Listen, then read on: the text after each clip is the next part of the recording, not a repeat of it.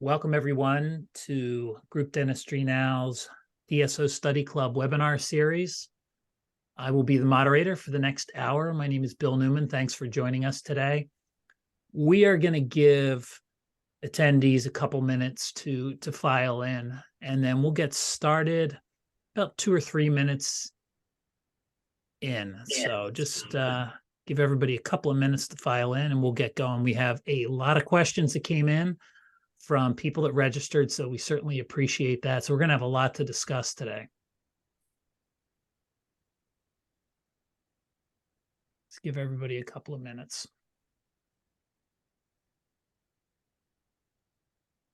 See people filing in right now. Nice turnout.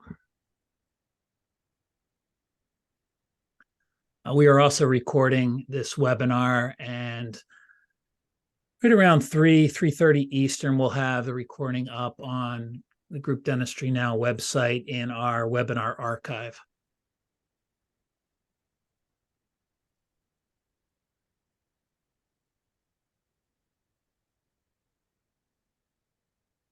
Give it just another minute or two, and then we'll get things started.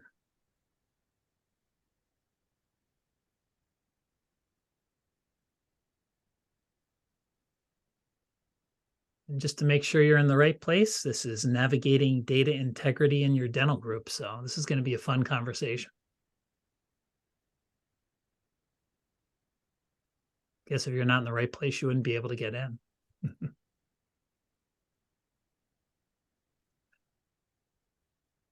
then a couple other housekeeping items. If you have any questions, like I mentioned, there were a lot of questions that came in ahead of time, but if you happen to have any questions during the conversation, you see the Q&A area. I'd encourage you to type in the question there. We may not be able to get to all of the questions during this hour-long webinar. If we don't, one of the panelists will get back to you afterward. So make sure we try and answer every single question. So we're a couple minutes in. So what I am going to do now is I will introduce you to the panel. And so we're going to do a stop share here. And now you can see all of our panelists. So first off, thanks everybody for joining us today. Again, this is the DSO Study Club. My name is Bill Newman. I'll be the moderator for the next hour. I did say we were recording this, so we'll have that recording up shortly on our website. Our topic is data integrity in your dental group. And by the number of people that registered for this is a hot topic, a lot of confusion around it. We were having some conversations before we actually went live about how this topic is really of interest, how the dental industry is maturing, and how there's some growing pains as we look at data. So here are the introductions. First off, we have Eric Giesecke. He is the CEO of Planet DDS. You may have seen him on a couple of podcasts that we've done in the past. We also have Rod Ganjavard. He is the Vice President of Technology for OnSite Dental. We have Eric Kaiser. Paul Kaiser, sorry. I can go by Eric. You're welcome, Paul. I know we don't have two Erics here. We have Paul Kaiser. He's the CEO of Dental Exchange.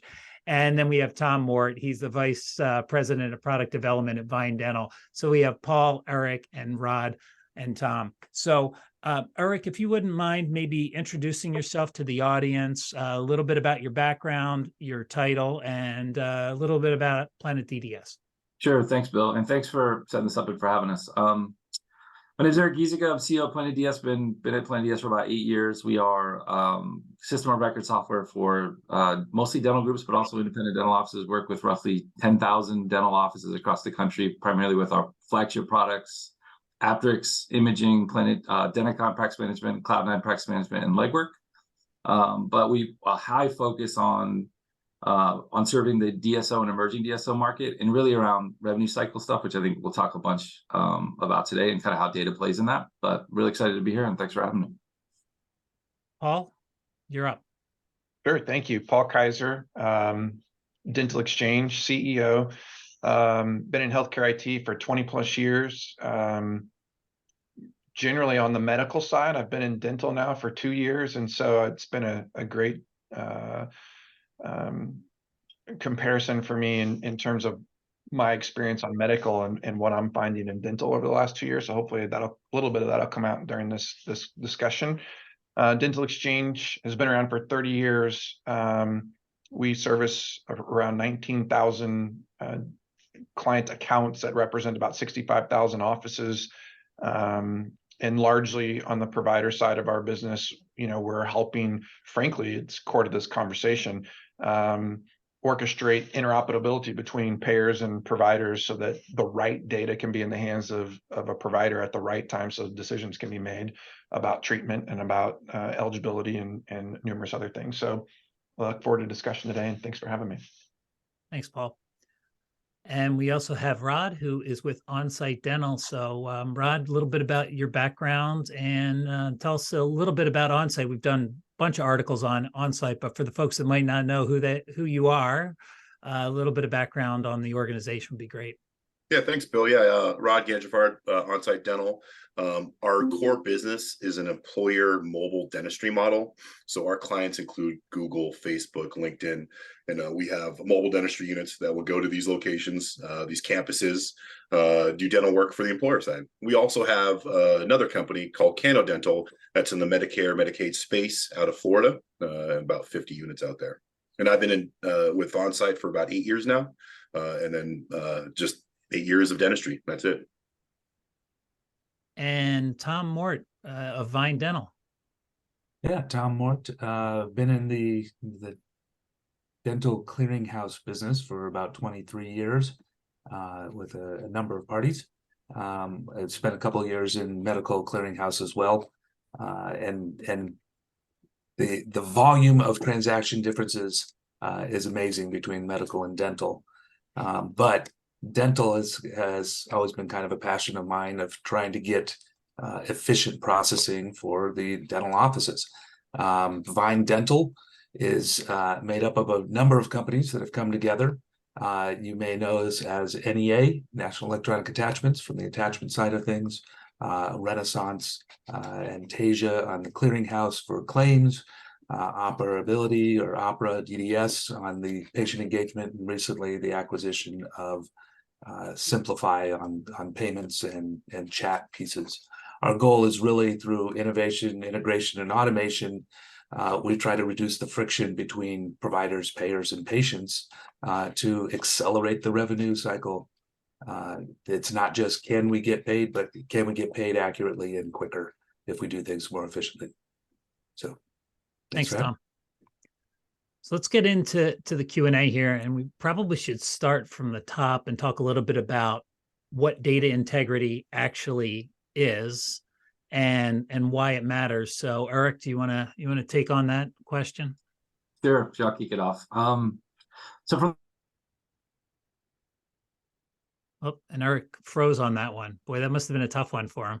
Yeah, perfect. Who wants to stand in for Eric while he's frozen?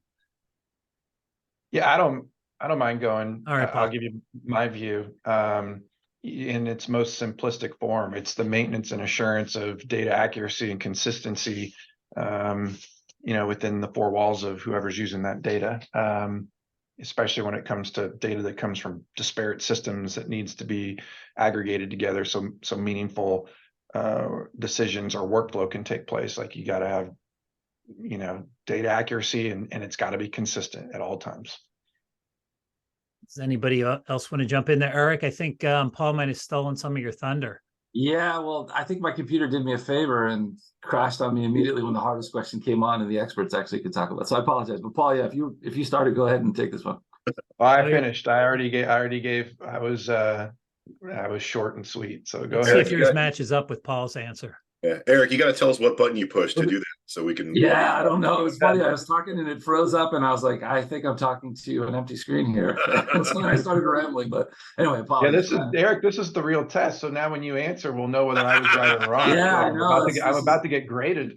Oh no, I think the other way around. So we look at it around primarily around just the data related to what patients are eligible to receive and how their treatment plan is presented and how they're billed. And it starts very much around kind of the remaining benefits and all the things related to what they're eligible to to have done, and then ultimately how that flows through the revenue cycle to getting paid, either be directly from the patient or from the insurance carriers themselves. So it's really just, I think my view of it, it's really around just kind of what the insurance carriers provide in terms of the eligibility data that ultimately drives all the way through the rev cycle. So hopefully you probably articulated much better than I just did, but hopefully that covers kind of what you think it is too, Paul.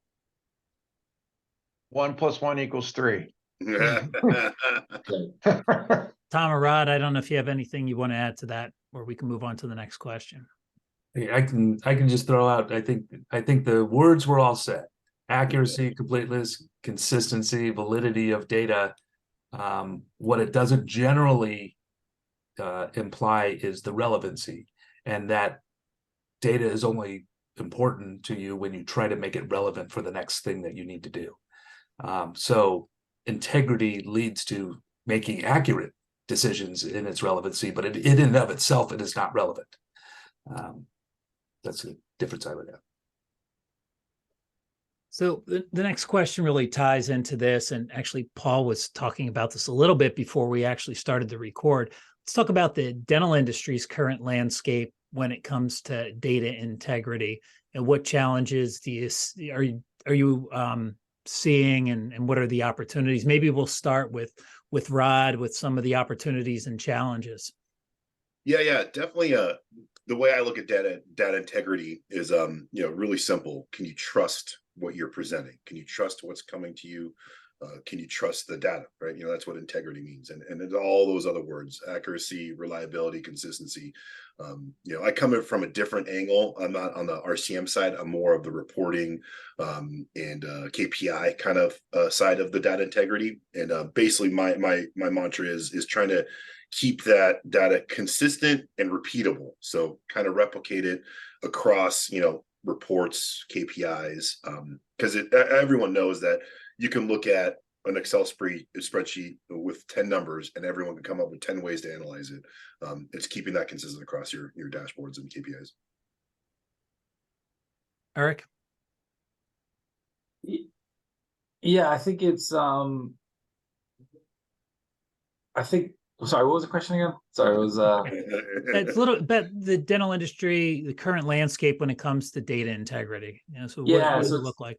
It's fairly poor. So I think Rod brings up a good point too around kind of some of the analytics and reporting related to the reliability of the data. I think the problem stems primarily from a lack of maybe coordination is the right word I would use amongst kind of standardization, so that we can all look at a same data set and then do math based on that data. And that can be everything from kind of the eligibility piece to how people look at things like adjusted net production, or which I think is different depending on every single system and every single maybe DSO or office. So it is in an industry that isn't as well coordinated maybe as medical. You're not looking at kind of a clean definitional data set that allows you to do some things like have data integrity. And I think that's driving a lot of the challenges that we see today. And I think it is from back to the eligibility piece. It's primarily, I think, around kind of the carriers and how they think about providing and giving access to data such that people like us and exchanges and customers like Rod can effectively use that data in a real-time manner to be able to do things like present treatment effectively and accurately, and be able to know what you actually patients are responsible for. So I think it's mostly around the carrier side. Paul was mentioned it earlier that he was discussing that he comes from the medical space, and just the difference there compared to dental. Do you want to touch on that a little bit? Yeah, sure. And I think Eric kind of hit the nail on the head, and I'll be more blunt about it. Payers are the problem.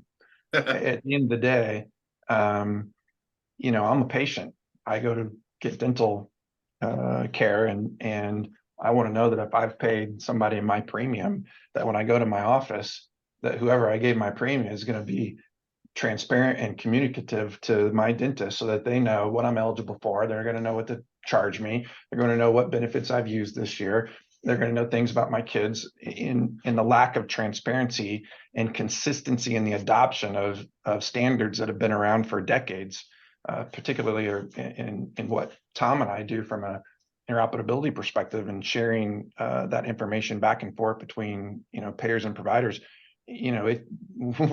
We're light years behind medical.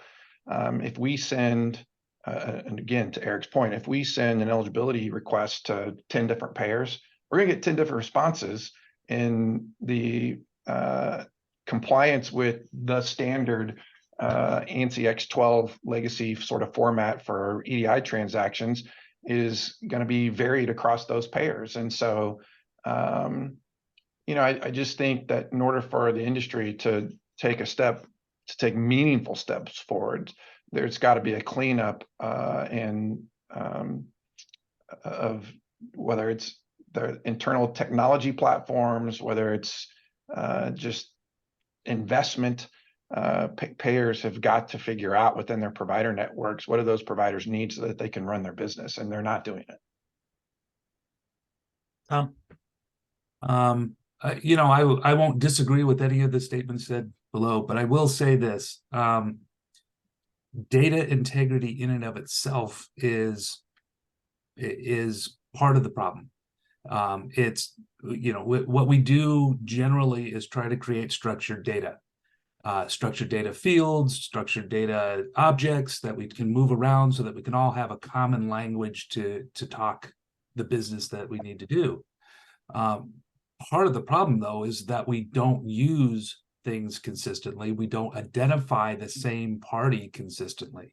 So if I am Tom, I'm also Thomas. And if I, as a provider, have a relationship with Tom, that's great. But if they don't send Thomas in a transaction to a payer, the payer is going to say, I don't know who Tom is.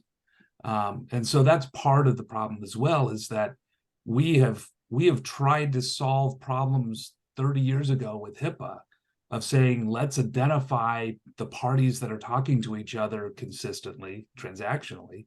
And yet we then hamstrung ourselves on being able to identify the parties consistently in those transactions. So we don't have a national patient ID. We don't have a national plan ID. We have a national provider ID that it basically said, you can define yourself any way you want with that. And so nobody really knows who the other party is. And so data integrity, we could be consistent in ourselves and saying, I can use this data consistently in my office to identify Tom and work with Tom, but I can't use it consistently with the next party that needs to identify Tom because they don't have the same relationship. So. Thanks, Tom. Let's, maybe this is geared towards Eric and Rod a little bit more, but specific to DSOs and dental groups, since that's the majority of the people that are listening in today.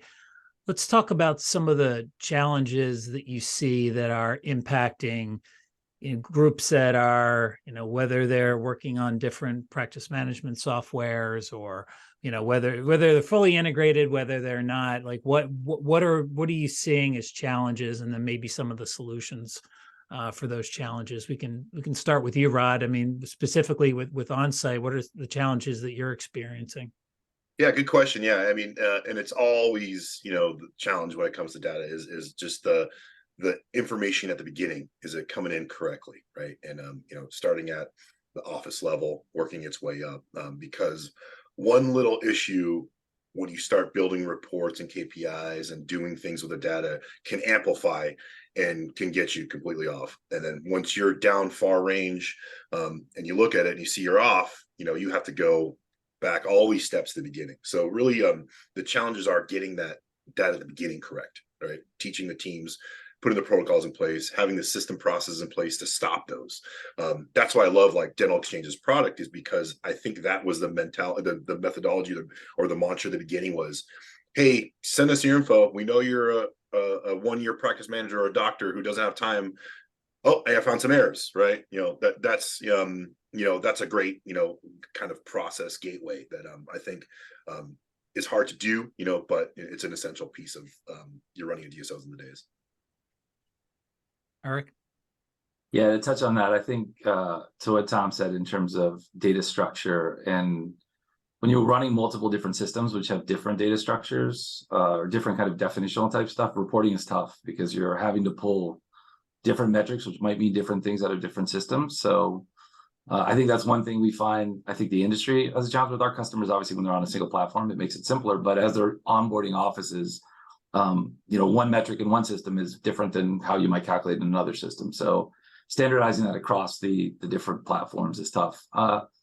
The second piece is really kind of around eligibility, and this is, I mean, I'm not from medical or dental, and it's always been kind of shocking to me that at the end of the day, to Paul's point, as a patient, I'm not able to kind of really know what I owe.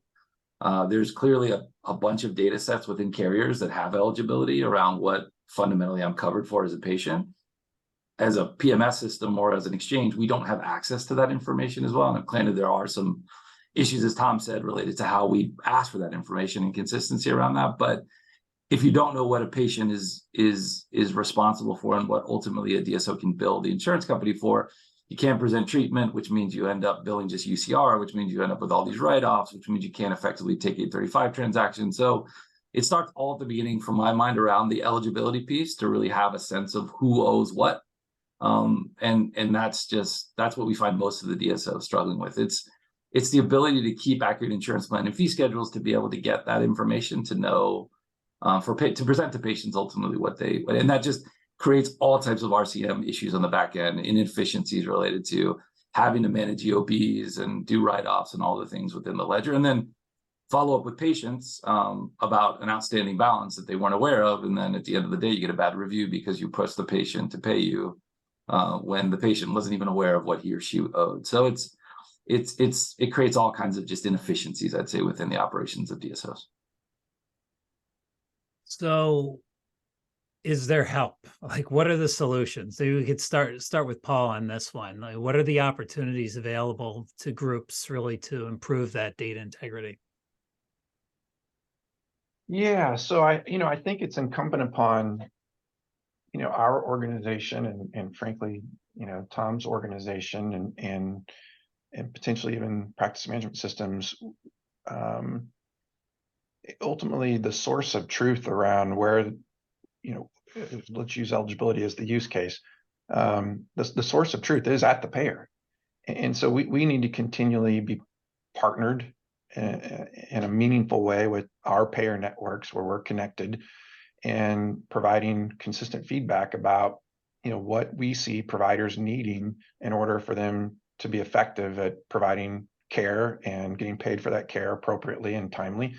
I was working with a DSO just this last week. They have 87 data elements that they want to try to gather as a part of their eligibility process, so they can get to a true patient estimation. It's not 87 for every patient. There's a subset that they want to gather depending upon what that patient's coming in the office for. And so that's good information for us to be sharing back with payers and trying to bend the meter. If we can't, listen, that's also a long road. It's one payer at a time. It's what do they have for priorities in their own four walls, and can they prioritize making more of this information available? I think the second layer is for organizations like ours and Tom's, is to contemporize the way that we even share, to frankly ascertain and then share back information forever. We've been operating off the sort of legacy EDI ANSI X12 standard, and we still need to. That's the standard, but there's plenty of opportunity for us to move to more of a contemporary API oriented, like a RESTful JSON, architecture, so that we can take, if we're getting, let's just say we're getting 50% of the answer back from the payer in the standard ANSI X12, EDI format, by contemporizing our platform to an API-based platform, we can enrich that data. We can wrap that data with value-added data to complete the other 50% or as close as we can to it, and then find meaningful ways in partnership with practice management systems like Eric's to be able to present that back in a meaningful use case oriented way that's in knowledge flow and workflow of that office and presenting a full answer. And so, we can't just be victims of the fact that payers aren't prioritizing fixing transactions and things of that nature. We've got to take sort of the bull by the horns and fix it ourselves where we can, by using contemporary, AI and robotic process automation and things of that nature to wrap a standard transaction on the back of an API, so that we can facilitate these things in a much more meaningful way and in workflow without having to go, hire banks of offshore people to call payers all day long and try to track down, eligibility information. We can do that, and we are doing it. And so there is hope and there is light. That's where we're headed and going and are. It's a couple questions came in, and I think they're really relevant to what you're speaking about, Paul. Maybe Tom, you can certainly chime in on this as well. But quite one of the questions or points is APIs or message format. Why not messaging, a big messaging system? I'll take it. I'll take a check at it. But I'm sorry, Tom, go ahead. No, I'll tell you from my view I can wait. the old format sends you everything, right? I don't need everything. I just need a couple pieces. So why ingest all this data when I just need the few pieces? And the API side could give me that. I could say, just give me this, right? That's my view of it. Right. And I'll just say this. The content is king. The format is secondary. So yes, I love a RESTful API. We have those available. We enhance data. Could I convert it into EDI? Sure. Can I convert it from EDI? Sure. To me, that's like saying, am I putting it on pink paper or blue paper? The paper color doesn't really matter. It's what is the wording and the content of the letter that I'm receiving. So when we talk about data integrity, it's being able to consistently say that the word a means a in singular. It's not a plural. It's not a them, so those are things that I think are most important as we get into the transactions. But if we look at the data itself, the validity of that data is really where Paul kind of mentioned and Rod had mentioned that you can put in processes to stop something from coming in that's incorrect, but you now have to already know that it's incorrect. So your systems are already going to get things that are incorrect. So how do you validate it after that fact? And that's where, if I've put a patient into my practice management system and I've incorrectly identified that patient, then it doesn't matter how good a transaction I perform to a payer, they won't recognize that patient, right? And so that's part of the validation process. If we were to talk about eligibility and benefits, eligibility is to say, do you recognize the individual so that we can talk about a relationship between the patient and the payer or a patient and provider? And then when we get to the benefits, now let's figure out how we can consistently tell you what the benefits are so that you can use that data in a relevant workflow. It's accurate data that you're receiving. It's not relevant for the process that you're trying to use it for. That's the difference in that step. A lot of good questions coming in here. Here's another relevant one, and we'll let whoever wants to take this. Do you have an ideal data architecture format? Who wants that one? I'll go. I'm not sure I probably understand the question enough, but I'll take a guess. You mentioned the content of the data is important. So I'm not sure who mentioned that, but data architecture format. Is that too general? I'll take that. I think we've both kind of addressed it. I think a lot of us now like a RESTful JSON API object. The problem is that even with that object, you still need to define what do each of the elements really mean. So you still have to define your communication standard as you're going around. So and that's where my statement before is, I don't particularly care if it's EDI or JSON. It's, do we agree that co-insurance means co-insurance, and we have the same definition of what that means and what it is. It's a percentage. It's not a dollar amount, right? That would be a co-payment. So those are things that historically under EDI have been well defined, and that currently people love to go into JSON objects, but now you still have to define what does that mean for every party that's out there. So somebody like a dental exchange or a Vine will remain employable for a long time because we are data interpreters, right? And that's what we do, is to try to translate from one thing to another so that we can get consistency on a transaction. Yeah.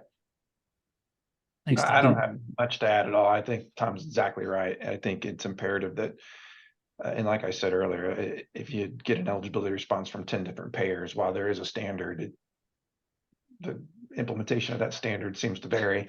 And so I know Vine and Dental Exchange, we're a normalization engine inside our four walls that looks at the varying responses that we might get back from a payer for an eligibility response. We're normalizing it so that somebody like Eric can consume it in a consistent and meaningful way. Otherwise, if we're giving somebody like Eric, varying responses depending upon the payer, there's not a consistent way for a user to consume that. And so we have to normalize and have standards around the interpretation of that data so that it can be consumable by the end user, through a platform like Eric's. Big focus on revenue cycle management right now as the industry changes a little bit. We've gone from low interest rates and growing EBITDA through acquisition to a focus on same store sales growth and making sure that each practice is really performing best it can. So all of a sudden focused on revenue cycle management. Should have been there the whole time, but now it seems like past couple of years, we're focused on it. So let's talk about the lack of data integrity and how that hinders that RCM process. Tom, if you want to take that one. Sure, I'll take a swing at that. As I look at it, really, a couple of measurements that come from the DSO side of things is really, how do I get, for instance, in claims, a first pass yield so that I don't have to rework a claim? Secondly, how can I make sure that I get accurately paid so that I can appropriately collect the balance from a patient? Both of those are key to making sure that the data that I have that I'm sending in a transaction is consistent. It is accurate. It's complete. And that's where, the opportunities really align on making sure that you're not just thinking about it in terms of one transaction, but in terms of a full workflow. Where am I doing this data intake? Where am I utilizing it and validating it? Where then am I using it as an outbound communication, and making sure that each of those steps have the appropriate validation and accuracy to it. And you can catch things at each of those steps. That's where a Vine, even a Dental Exchange, that feedback of when we got something, it didn't meet all the criteria for the next party to ingest. Paul, do you have anything you want to add to that? I think between what Tom said and what Eric's been consistent about, it really does start up front with, I'm going to provide a service to patient Paul Kaiser. Do I know the things I need to know about him to understand what I should charge him versus what I'm going to submit to an insurance carrier? And I think we are moving the right meters in the right directions. There's probably a ways to go to create better transparency to those answers, but that's where it all starts. If you want to run an efficient RCM operation, frankly, you can have the best workflow in the world. You can have the smartest people in the world, but if you have crappy data, you're going to have crappy RCM. Or a really expensive RCM in which you're paying a lot of people to go pull information from payers. And so data is at the core of creating really efficient RCM. So who would you say in the industry, what players have that responsibility to improve that data integrity when it's related to RCM?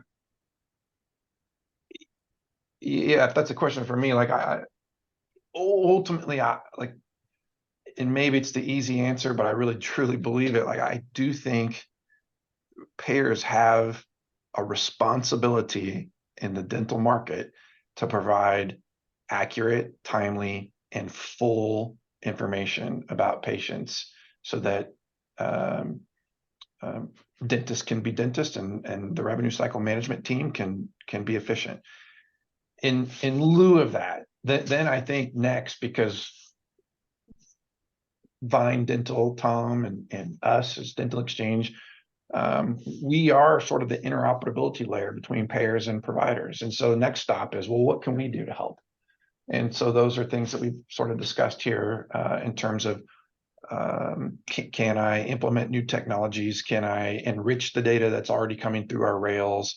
Can I use contemporary technologies like robotic process automation or AI to enrich that data? And so I can fulfill really the rest of the answer if I'm not going to get it from the payer. And then ultimately, I think third on that list is if we can do that, well, then the practice management systems have a responsibility to make sure that that's presented in a meaningful way in workflow and knowledge flow, so that appropriate actions can take place and decisions can be made.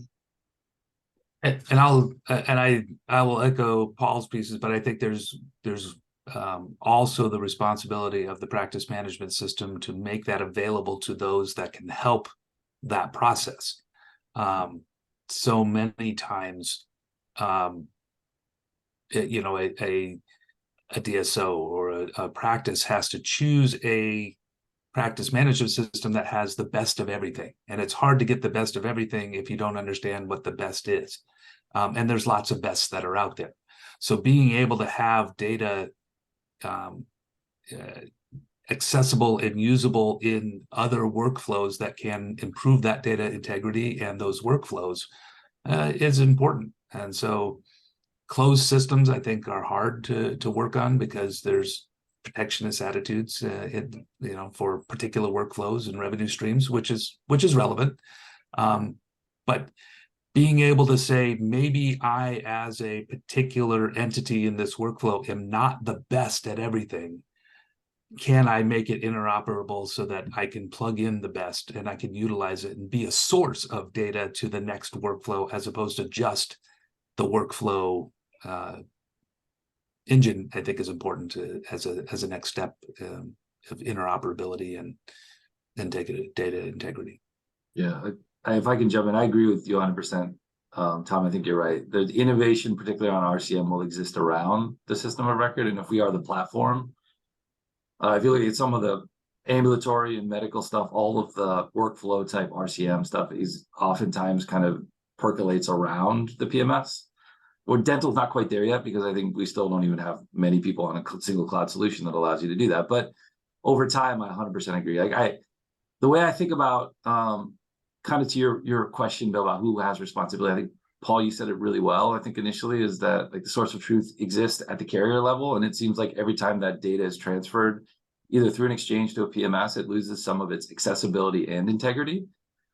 And so the exchanges are fulfilling a super important part of dental right now in terms of normalizing and interpreting that data and giving people like us the ability to tie in and present it. In a perfect world over time, and I don't know, we're a ways away from getting there, to Rod's original point, we don't need to house that data in 3 separate systems. Like if the carrier has all the data, then the exchange has the data, and then we're ingesting the data, like all the insurance plan data and eligibility exists 3 places. That's crazy. We should be able to call immediately to one of either the exchange or the carrier. And if I'm a patient, know exactly what I'm eligible for and be able to treatment plan in real time. So realize that's a ways away, and it requires a ton of coordination and probably work from the carriers to start to be able to give that data. And to Tom's point, our responsibility to provide the right information to even retrieve that data. But I think the carriers is where it starts, but fundamentally along the value chain, a lot of us can be doing different things to make this a lot better for customers. Yeah. From a customer side, I say, one single pane of glass where the workflow is seamless and integrated, where, the PMS is kind of the management of that, so that's our, I guess our wish, right? Not having to go to 3 separate systems to kind of get the answer, not having to go to Delta Dental California's website to see the eligibility information. That's all there, right? Just one spot. And it just goes down to efficiency and just trying to lower labor costs and save money, right? So, Rod, let's talk a little bit about OnSite and how your organization is handling data and analytics. Yeah, absolutely. Yeah. So I'm not, I'm kind of not the RCM side of this, more of the KPI actionable intel kind of side of the data. Basically what we do is, we're looking for, and I said it again, actionable KPIs, but all our reporting kind of, it's either daily, weekly, monthly, ad hoc reports. It's just to give the teams an answer, right, to a question, right? And what's their question? And it depends on who's asking, right?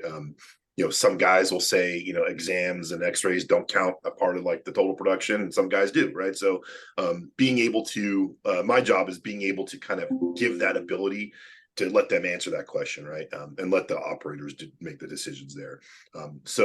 Beautiful thing about Denticon is it's a great platform that gives you the data, and when we utilize, the BCP and now the Giesecke, where we get the raw data, and we're able to kind of parse out what we want from that. And I love Denticon because they're changing in the new way. They're moving to the new technology.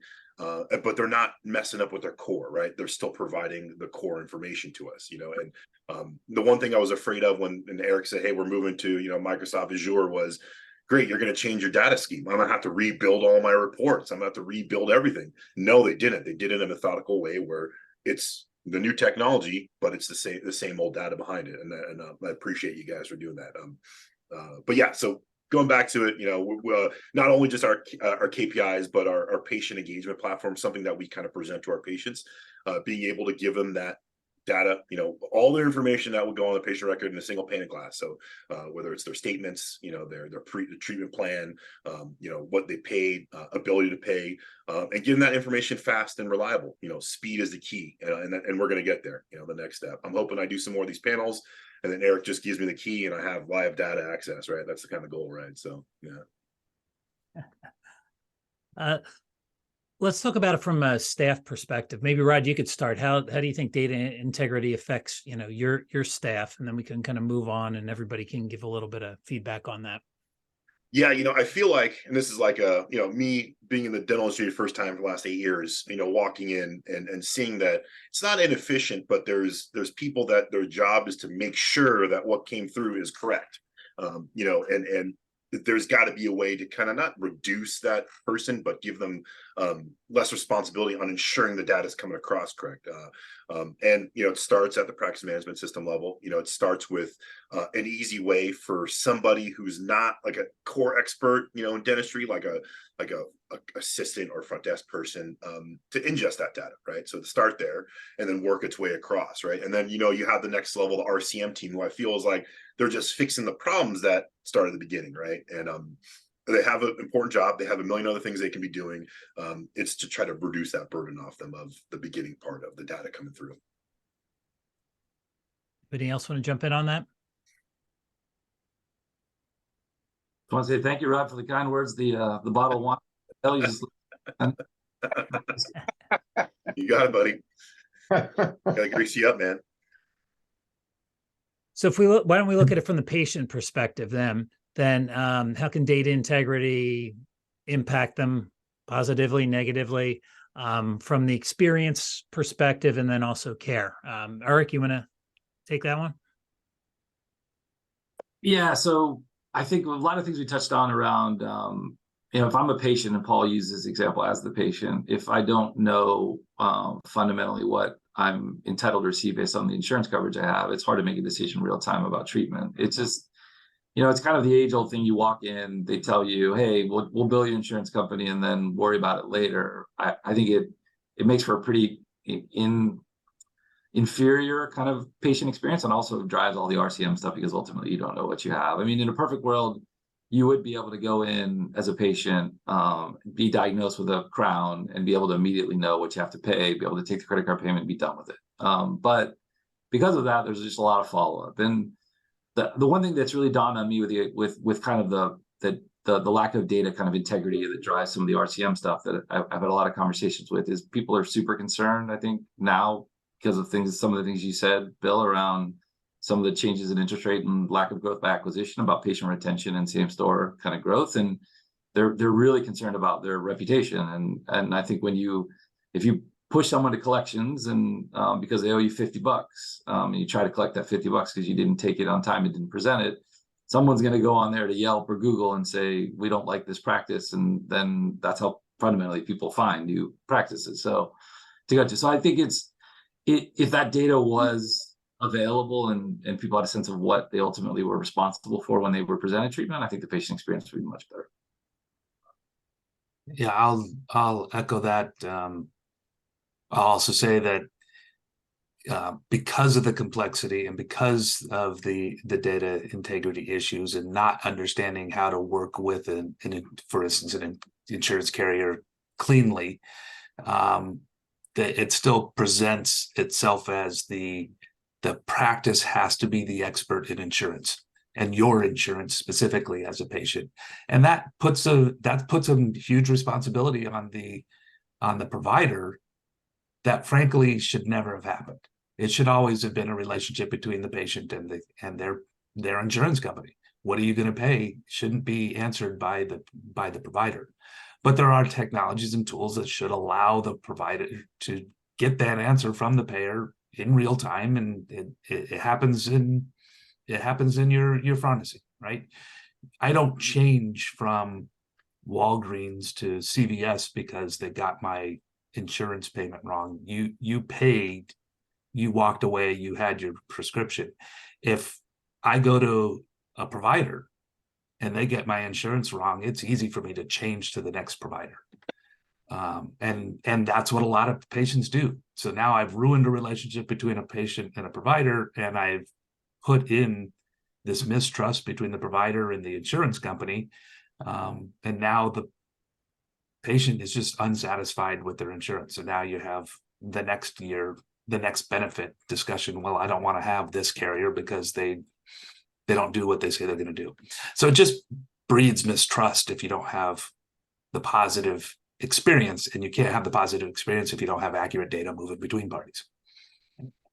I just want to add, Tom is exactly right. And I just want to add one, like the stakes are high. The stakes are really high because the patient owes 50% of the bill in dentistry. It's not like I'm paying a $20 copay like I might in medical. And so, the stakes are high. Like you got to get it right. I don't want to get $1,000 bill in the mail unless I anticipated it and I signed up for it and I knew what I was signing up for when I did it. Yep. Great point. Okay, so we've got about 12 minutes left. I'm going to get to, we've got, like I said, we have a bunch of questions from people that are on right now that gave us the questions ahead of time. So even though sounds like a wrap-up question, this is like the crystal ball future of dentistry, really kind of overcoming some of the challenges, which it sounds like there are a lot of challenges right now with data integrity. So any thoughts on maybe some things that your organizations are doing to help with some of those challenges that you have right now with data integrity and what you think the future is going to look like? And then we're going to jump into some of those questions that we had from the attendees. So this is the crystal ball and kind of what you're working on. We can start with you, Eric.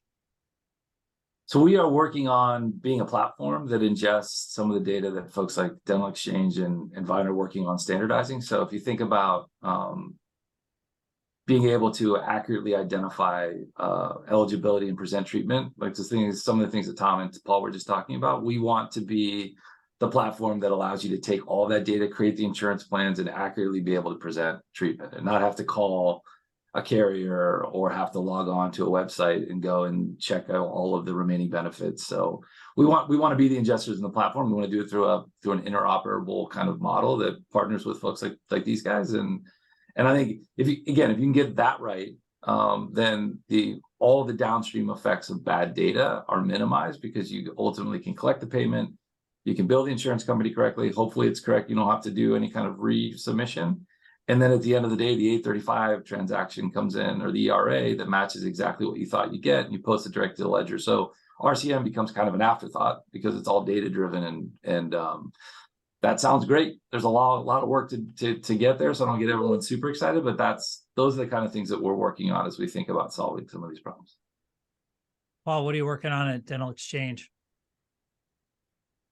Yeah, so earlier in this conversation, we talked about there's sometimes three sources of truth. There's the payer, there's us as sitting in the middle between the payer and the practice management system, and there's practice management system. We've mentioned a few times, I do believe that it's been necessary for us to think about us as an interoperability platform in a different way than what we have in the past. And in that, I don't want the end user to have a dental exchange screen open next to Planet DDS where they're operating out of both. I want to be the interoperability platform that is plugged into every payer in the country and presenting data back into the platform of record where workflow and knowledge flow is happening, and have it be as close to real time as possible.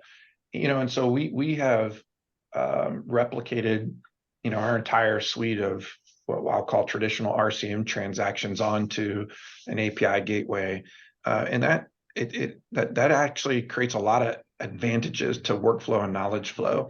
We have 30 years of built up repository of payer validation rules and edits. Today, when the claim gets submitted, it comes into us, and if we know it's not going to make it to the payer, it goes into a queue. You have to have a dental exchange window open, and you have to work that queue. We on new technology can present 30 years worth of payer validation rules and edits into Planet DDS in real time. So as claim creation is happening, those rules are accessible in real time, and when you're submitting that claim out of the Planet DDS or Denticon platform, it's going to make it to the payer because it's already passed our rules and edits. And so it's moving all of that intelligence and intellectual property from our middle and making it accessible in real time into platforms. There's a myriad of other things that we're working on as well, some of it in partnership with our good friends at Bind Dental, around use of AI and things of that nature. But that's probably a major one that hopefully will facilitate a much more seamless experience from a RCM workflow perspective. In both ways, right? Not one way, but like denials Correct. and stuff come back. Yeah, that's something that we have a hard time finding, is trying to get that denial information and why is it not right, and having to go to the 3 sources to figure it out. Exactly. How about Vine Dental? What are you working on there? Well, very similar to Paul, we've got the those APIs and workflow pieces. We're also building ourselves what we call a revenue acceleration platform. There is the workflow processes from patient engagement all the way through insurance collections, et cetera. And Paul kind of mentioned the piece of AI.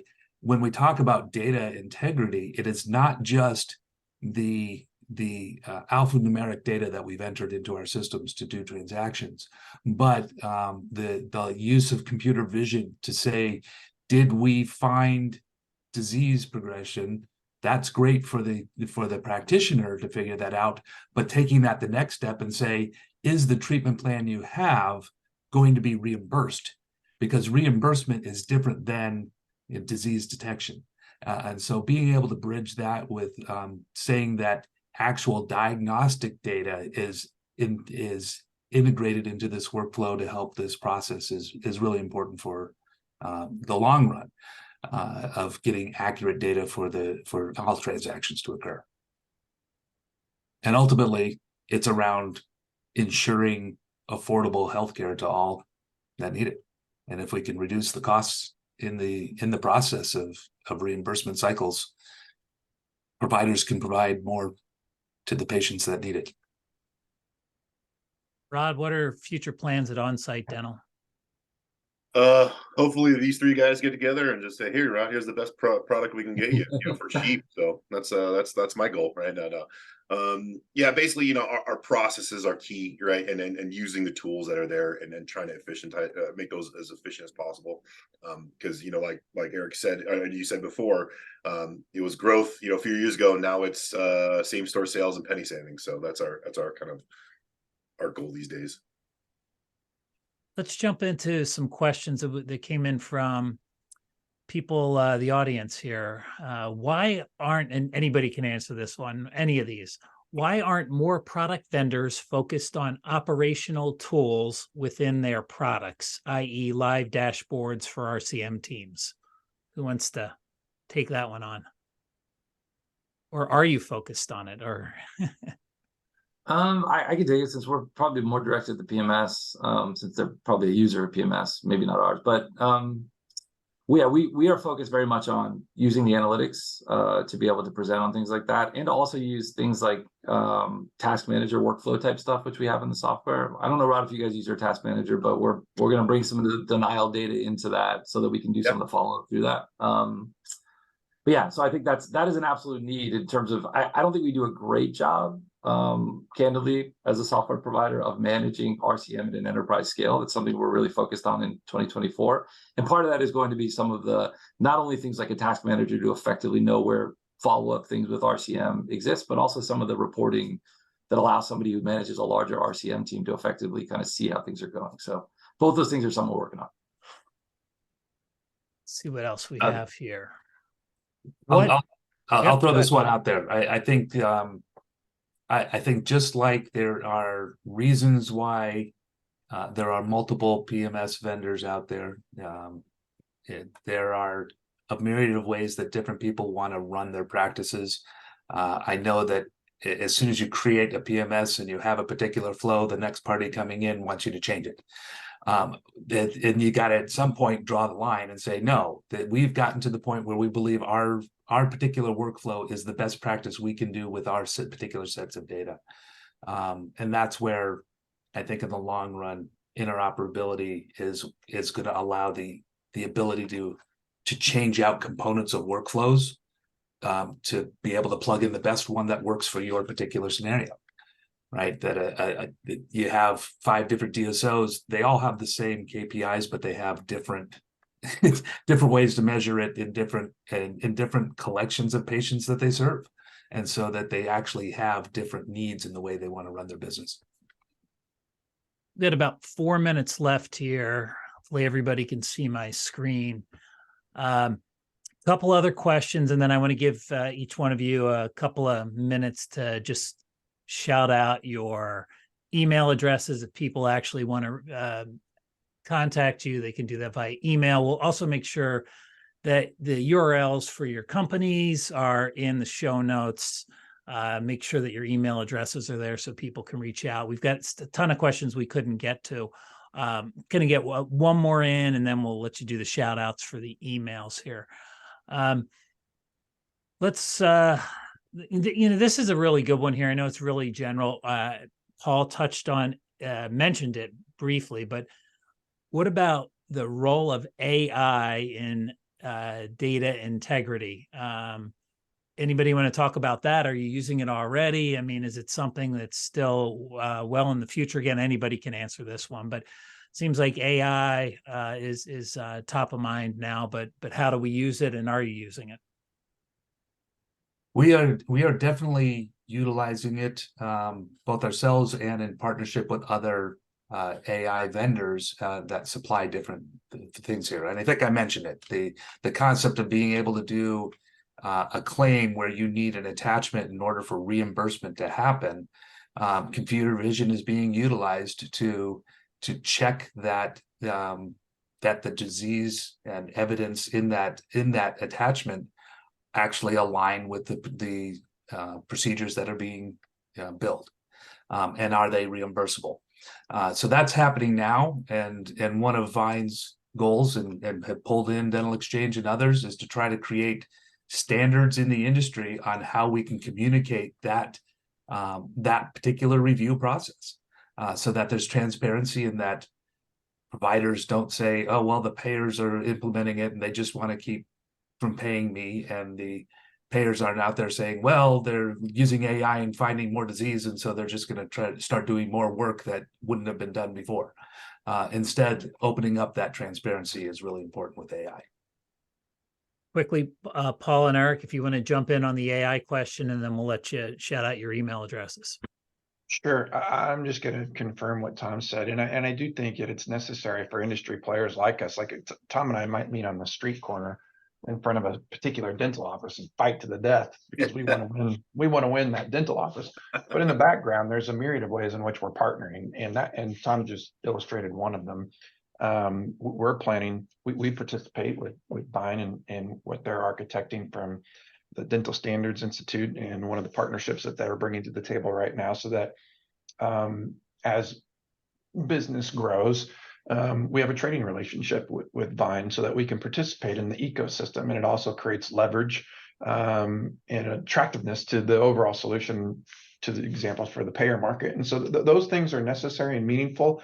And then I just think broadly, as I think about use cases that I'm excited about around AI, I think about payers. Hate to keep throwing them under the bus, but they're not giving us what we need from an eligibility perspective as often as we'd like it. But boy, they got time to implement, AI to go make sure their claim review can be automated, and for some reasons, very good around fraud, waste, and abuse. It's necessary. Others, are we following medical necessity, policies and those sorts of things. All of that to me is just creating fantastic opportunity for us to continue to add to the repository of what I'll call just sort of in broadly payer validation rules that on the back of an interoperability platform, whether it's Vine or whether it's Dental Exchange, we can make that information available in real time versus sending it to the payer and then finding out that it wasn't going to pass some sort of claim review. We should be able to provide that information to the payer or to the provider office in real time at claim creation or otherwise, and through the workflow platform that Eric's providing. All of that can come together so that AI can work for the industry instead of for one entity in the industry. And so I think that, that's where Tom and the organization are headed, and we're right there with them, and I'm excited about that. Eric, how about Planet DDS? Yeah, I think these guys summed it up well. I mean, in the interest of time, maybe I just echo all the things that they're working on. They're really kind of in the forefront of dealing with some of the data integrity, kind of RCM related stuff with some of the obviously partners that we have on the imaging side. So I just think it's great. Okay, well, Eric, since you're up, can you provide your email address if people want to reach out to you? And then, of course, they can see on the screen if they want to scan that QR code, they can get information, have a 2023 dental practice management solution buying guide for DSOs. So make sure you do that, and we'll have the URL where you can click on it if you can't scan the QR code there. But Eric, any contact info you want to share? Sure, it's Giesecke, and I'll let everyone Google that and try it, and hopefully Google corrects the last name. We'll put it in the show notes. All right, thanks. All right, Rod, how about you? If they want to find out more about OnSite and reach out to you. Yes, real simple. Rod at onsitedental.com. ONSIT dental.com. And Paul, if they want to reach out to you. Yep. First initial P, last name Kaiser at dentalexchange.com. So P Kaiser at dentalexchange.com. And Tom, if they want to find out more about Vine. Tom.mort at vinedental.com. You can see it on the screen.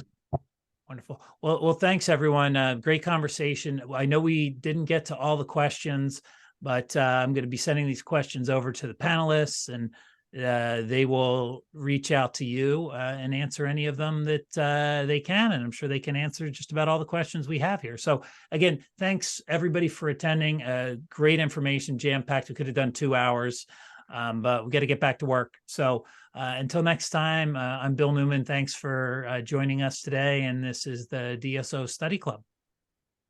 Thank you much. Thank you. Thanks, Bill. Thanks, everyone.